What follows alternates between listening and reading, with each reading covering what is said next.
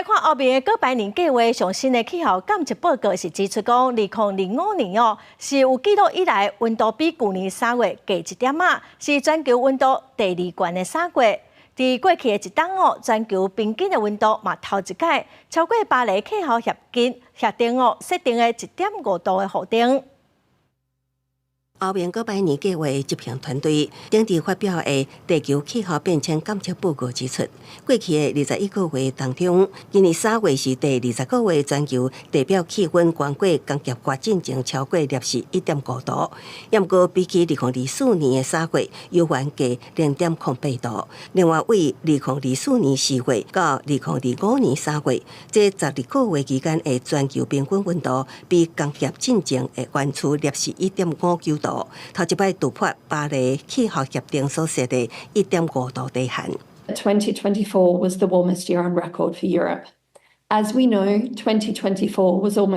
also the warmest year on record globally, and the first year with a global average temperature exceeding 1.5 degrees above the pre-industrial level. 后面的900年计划，佮叫做全球环境甲安全监测计划，由欧洲太空总署ESA执行，为2003年开始规划，2014年的扫平1号卫星开始，6组拢总有18粒系列遥测卫星先后升空，分别负责监控地表甲海洋表面的温度、各地土地利用、南北极冰层变化等等。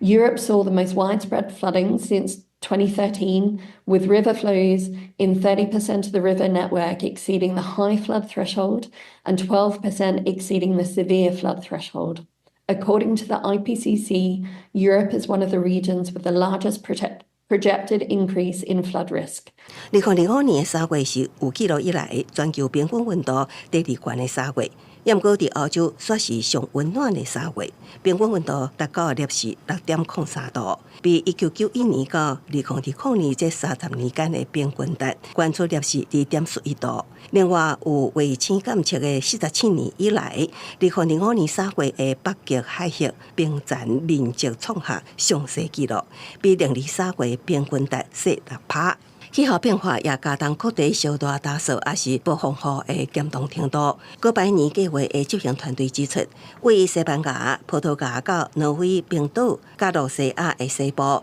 气候暂时造成水源频率增悬。在英国、中欧甲欧海沿岸，也有北美、亚洲甲澳洲、非洲，是有更较侪打扫所引起的火灾现象。公司新闻，齐家珍编译。